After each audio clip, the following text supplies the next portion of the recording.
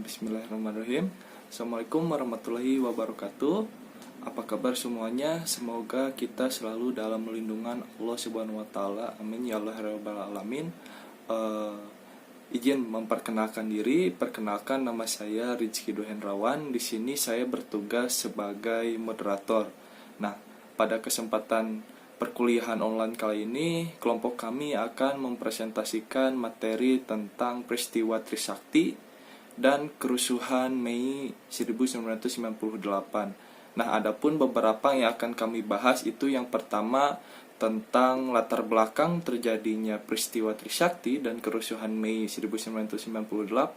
Lalu yang kedua itu akan membahas tentang kronologis dari peristiwa Trisakti dan kerusuhan Mei 1998. Lalu yang ketiga itu keterkaitan dari Trisakti dalam kerusuhan Mei 1998. Lalu yang terakhir itu akan membahas tentang dampak yang ditimbulkan dari peristiwa tersebut. Nah, lanjut saja. Yang pertama itu kita akan membahas tentang latar belakang dari peristiwa Trisakti dan kerusuhan Mei 98 yang akan disampaikan atau dipaparkan oleh Saudari Dina. Tempat dan waktu saya persilahkan. Bismillahirrahmanirrahim. Di sini saya akan memaparkan tentang latar belakang peristiwa Trisakti dan kerusuhan Mei 1998, di mana penyebab utama dari adanya peristiwa ini yaitu krisis moneter dan mulai merebahnya KKN di tubuh pemerintahan Soeharto, sehingga menyebabkan masyarakat sudah tidak percaya lagi terhadap sistem pemerintahan Soeharto. Namun, hasil sidang umum MPR tahun 1998 menyatakan bahwa Soeharto kembali terpilih menjadi presiden. Nah, kan dari awal sudah dijelaskan bahwa masyarakat sudah tidak percaya lagi terhadap pemerintahan Soeharto. Namun, MPR mengangkat kembali Soeharto menjadi presiden. Dari sanalah mulai terjadi pergolakan dari masyarakat maupun mahasiswa. Mahasiswa dan masyarakat mulai turun ke jalan. Nah, sebenarnya sebelum hasil sidang MPR itu, masyarakat sudah mulai turun ke jalan. Namun, pada saat MPR menyatakan bahwa Soeharto kembali terpilih menjadi presiden, nah dari sanalah masyarakat dan mahasiswa mulai beramai-ramai turun ke jalan. Salah satu kampus yang menggerakkan mahasiswanya untuk turun ke jalan yaitu Universitas Trisakti. Pada tanggal 12 Mei 1998, Universitas Trisakti yang itu terdiri dari dosen, mahasiswa, dan staf-staf merencanakan akan melakukan demonstrasi ke gedung DPR MPR. Namun, mereka mendapatkan penghadangan dari aparat keamanan. Dari sanalah mulai adanya bentrokan yang mengakibatkan tewasnya 4 mahasiswa Trisakti. Keempat mahasiswa Trisakti ini dikenal sebagai pahlawan reformasi. Akibat dari kematian 4 mahasiswa Trisakti ini menyebabkan gelombang massa yang sangat besar dari berbagai daerah yang menyebabkan kerusuhan Mei 1998. Sebenarnya kerusuhan Mei 1998 ini masih menjadi kontroversi gitu. Belum diketahui penyebab utama dari kerusuhan ini. Kerusuhan ini terjadi pada tanggal 13 Mei 1998, tepat setelah 1 hari kematian 4 mahasiswa Trisakti. Kerusuhan ini sangat rasial karena merupakan genosida terhadap etnis Tiongkok, di mana kerusuhan ini dilakukan terhadap etnis Tiongkok atau warga negara Indonesia keturunan Tiongkok. Pada waktu itu terjadi penjarahan terhadap toko-toko atau perusahaan milik warga negara Indonesia keturunan Tiongkok. Bahkan sampai meminta keturunan Tiongkok diperkosa, bahkan sampai ada yang dibunuh. Dampak dari adanya peristiwa Trisakti dan kerusuhan Mei 1998 itu sangat banyak, baik dari segi sosial, politik, dan ekonomi. Baik, setelah kita membahas tentang latar belakang, masuk kepada kronologis dari peristiwa Trisakti dan kerusuhan Mei tahun 98 yang akan disampaikan oleh saudari Delia Samerli. Tempat dan waktu saya persilahkan. Assalamualaikum warahmatullahi wabarakatuh. Alhamdulillah. Terima kasih kepada moderator yang telah mempersilahkan waktunya kepada saya. Nah, di sini saya akan menjelaskan mengenai kronologi peristiwa Trisakti. Hasil umum MPR 1998 menyatakan bahwa Soeharto kembali terpilih menjadi presiden untuk yang kesekian kalinya, menuai banyak kecaman khususnya dari kalangan mahasiswa dan masyarakat yang tidak menginginkan Soeharto kembali menjadi presiden. Sejak awal Maret, jalanan dipenuhi mahasiswa dan elemen pro demonstrasi yang menuntut pemerintah untuk segera melakukan reformasi akibat merebaknya korupsi, kolusi, dan nepotisme yang membuat negara terseret pada krisis moneter. Nah, aksi demokrasi ini bergulir setiap hari di dalam kampus di kota-kota besar seluruh Indonesia, seperti halnya terjadi pada tanggal 12 Mei 1998 di Jakarta, di mana pada saat itu mahasiswa Trisakti mengadakan sebuah rencana untuk melakukan demonstrasi terhadap pemerintah. Mahasiswa Universitas Trisakti memulai aksinya di dalam kampus di kawasan Grogol, Jakarta Barat. Titik tolak demonstrasi ini dimulai dari kampus Trisakti menuju gedung DPR tepat pukul 10.30 sampai dengan 10.45. Demonstran yang terdiri dari mahasiswa, dosen, pejabat fakultas, dan universitas serta karyawan yang berjumlah sekitar 6.000 orang mulai berkumpul di pelataran parkir depan gedung Syarif Tayyip. Masa aksi berencana menuju gedung MPR atau DPR dalam koordinasi yang masih tertata. Mereka mulai bergerak ke pintu gerbang yang mengarah ke Jalan Jenderal S. Parman dengan penjagaan Satgas Internal.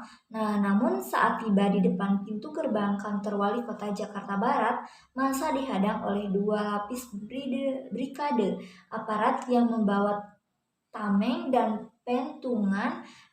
Lalu dilakukanlah negosiasi antara beberapa wakil mahasiswa SMUT dengan pimpinan Komandan Aparat Dandim dan Wakapolres Jakarta Barat. Nah, anggota aksi lain mencoba bergerak maju dan elemen masyarakat sipil lain mulai bergabung. Mahasiswa kecewa sebab aparat tetap melarang long march dengan alasan mengganggu lalu lintas. Mendekati pukul 17, negosiasi tercapai, yakni mahasiswa dan aparat akan sama-sama mundur. Awalnya massa menolak, tetapi kemudian menuntut setelah dibujuk oleh seorang dekan Fakultas Ekonomi dan Fakultas Hukum serta ketua SMUT. Massa pun perlahan bergerak mundur. Saat mundur teratur, tiba-tiba seorang yang bernama Masud mengaku sebagai alumni dan berteriak mengeluarkan kata-kata kotor ke arah massa. Massa sontak ingin mengamankannya karena ia dikira intel yang sedang mengerukkan suasana. Namun Masud kemudian lari ke arah aparat hingga muncul ketegangan antara aparat dan mahasiswa. Nah, tanpa diketahui pemicunya, aparat kemudian menyerang mahasiswa dengan tembakan dan gas air mata. Rombongan mahasiswa pun panik dan berlarian menuju kampus. Nah, penembakan semakin membabi buta dan melibatkan sejumlah penembakan jitu. Peluru karet maupun peluru tajam berbauran. Aparat tanpa sengaja api memukuli mahasiswa dan pentungan atau memakan tangan kosong, disertai tendangan dan injakan dan melempar mahasiswa ke sungai. Kejaman tersebut dilakukan merata kepada mahasiswa baik mahasiswi, bahkan ada mahasiswi yang mendapatkan pelecehan seksual dari aparat. Mereka memegang bagian tubuh vital sejumlah mahasiswi termasuk ketua SMUT yang berada di para aparat dan massa aksi. Dan akibatnya tertembak 2 peluru karet di bagian pinggul sebelah kanan. Tepat pukul 18.40, datanglah pasukan bermotor yang memakai perlengkapan rompi bertuliskan URC, Unit Reaksi Cepat, yang mengejar mahasiswa sampai ke pintu gerbang kampus dan sebagian lainnya naik ke jembatan layang Grobol. Sejumlah mahasiswa yang tertangkap aparat dianiaya dan dibiarkan tergeletak begitu saja di tengah jalan. SMUT mencatat ada momen menyedihkan yang dialami oleh mahasiswi yang sudah berjongkok minta ampun tapi tak digubris oleh aparat dan terus dipukuli. Aksi ala koboi-koboi itu dilakukan dengan melepaskan tembakan yang terarah ke depan gerbang Trisakti. Sedangkan aparat yang berada di atas jembatan layang mengarahkan tembakannya ke arah mahasiswa yang berlarian ke depan dan di dalam kampus. Aparat lain yang berada di bawah menyerbu dan merapat ke pintu gerbang dan membuat formasi siap menembak 2 baris, jongkok dan berdiri. Lalu tembakan menembak ke arah mahasiswa yang ada di dalam kampus. Tembakan-tembakan yang terarah itu mengakibatkan korban jiwa, baik luka-luka ringan, luka berat maupun yang meninggal dunia. Nah, mendekati pukul 21 keadaan mulai kondusif. Mahasiswa mulai keluar ruangan dan dalam waktu yang bersamaan terjadi dialog antara dekan Fakultas Ekonomi dengan Kolfor Altur Dimani untuk mengkoordinasi pemulangan para mahasiswa. Dengan raut muka tegang, marah, takut, bercampur sedih, trauma, mahasiswa berangsur-angsur pulang meninggalkan kampus berlima-lima sesuai koordinasi Damani dan timnya. Nah, tragedi Trisakti menelan nyawa 4 orang yang namanya abadi hingga kini, yakni Ella Mulia Lesmana, Fakultas Teknik Sipil dan Perencanaan jurusan Arsitek, Hafidin Royan, Fakultas Teknik Sipil dan Perencanaan jurusan Teknik Sipil, Heri Haryanto, Fakultas Teknologi Industri, dan Hendriawan Si, Fakultas Ekonomi. Mungkin hanya ini yang dapat saya sampaikan. Saya kembalikan kepada moderator. Baik, terima kasih kepada Saudari Dilia Samerli yang sudah menyampaikan materi terkait kronologis dari peristiwa Trisakti dan kerusuhan Mei 1998 yang sudah kita dengar tadi penyampaiannya itu panjang lebar dan jelas gitu. Nah, selanjutnya masuk kepada keterkaitan Trisakti dalam peristiwa Trisakti gitu, dalam kerusuhan Mei 1998 yang akan disampaikan oleh Saudari Siti Hardianti. Tempat dan waktu saya persilahkan. Baik, saya akan melanjutkan materi dari teman-teman saya, yakni keterkaitan Trisakti dalam kerusuhan Mei 1998. Pada tragedi Trisakti ini nampak jelas terjadinya pelanggaran hak asasi manusia yang dihalalkan untuk mencapai tujuan kelompok tertentu, di mana aparat keamanan mengesampingkan rasa kemanusiaan demi tugas dari komandannya. Menurut akal sehat dan hati nurani, hampir tidak mungkin jika penembakan mahasiswa dilakukan secara spontan oleh aparat keamanan. Penembakan ini seperti dilakukan dengan sengaja oleh perintah atasan.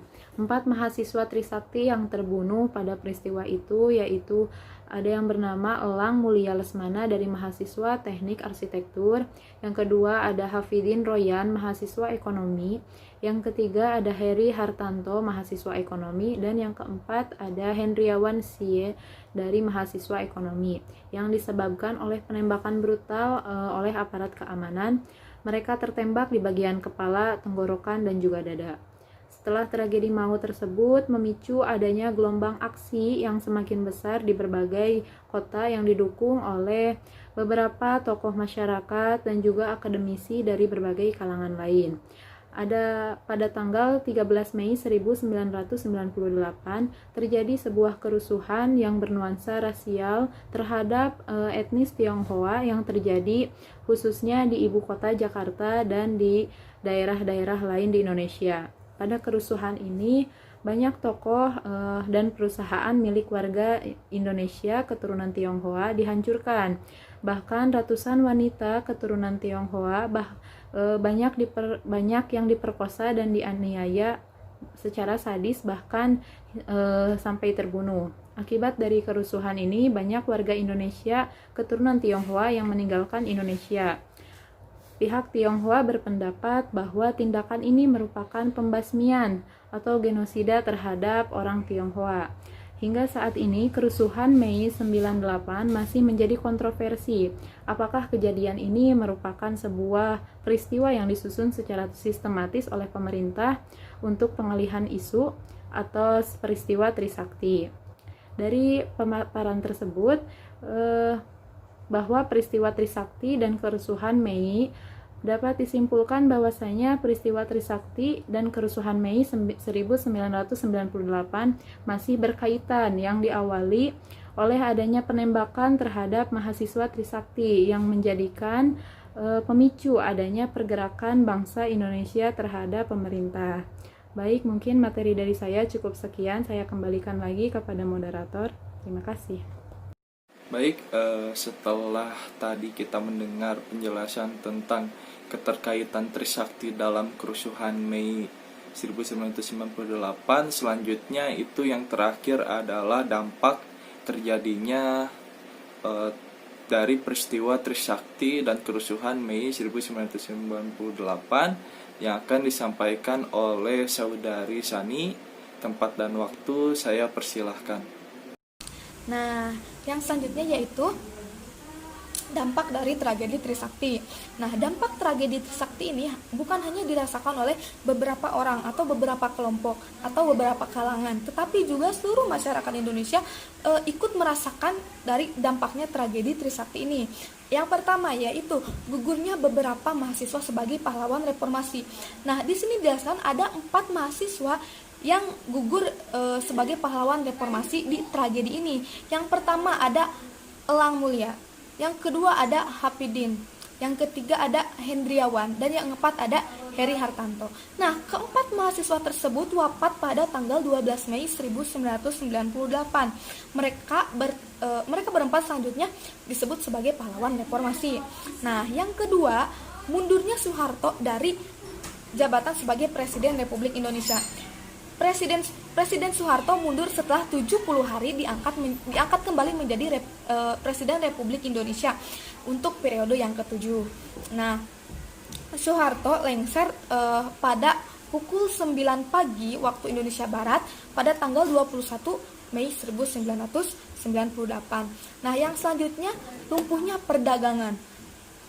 Sebanyak ratusan warga keturunan meninggalkan Indonesia sebagai dampak dari tragedi Trisakti ini. Nah, tragedi ini menyebabkan lumpuhnya jaringan distribusi perdagangan. Nah, jaringan perdagangan tersebut sebagian besar dipegang oleh warga keturunan. Nah, yang keempat yaitu tragedi Trisakti menyebabkan ketidakstabilan keamanan di Jakarta.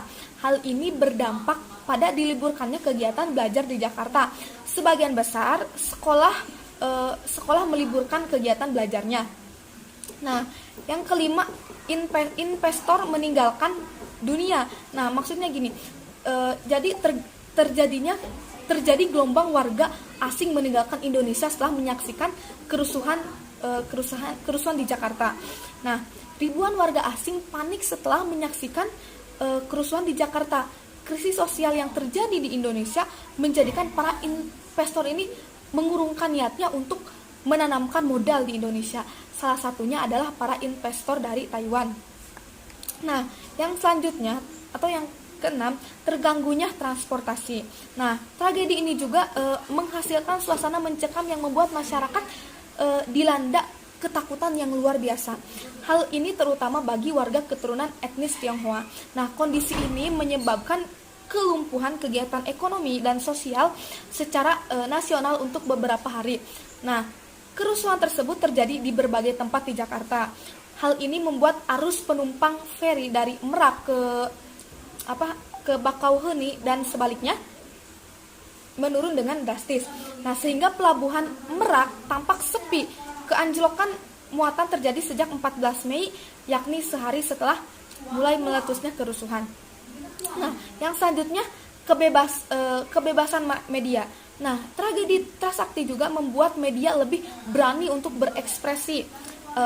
SCTV atau disebut dengan Surya Citra Televisi dan Indosiar bahkan menghadirkan isi yang dapat dikatakan mendukung reformasi yang telah diprotes oleh mahasiswa. Yang keempat, lahirnya TAP MPR No X FII tahun 1998. Tahun 1998 menjadi era paling penting dalam sejarah hak asasi manusia atau HAM di Indonesia ya. Nah, lengsernya Orde Baru menandai berakhirnya rejim militer di Indonesia. Hal ini menandai era baru demokrasi dan HAM setelah sekitar 30 tahun lebih terkekang di bawah rejim otoriter. Yang selanjutnya, perpindahan tanggung jawab pemerintahan dari Presiden Soeharto ke Presiden B.J. Habibie.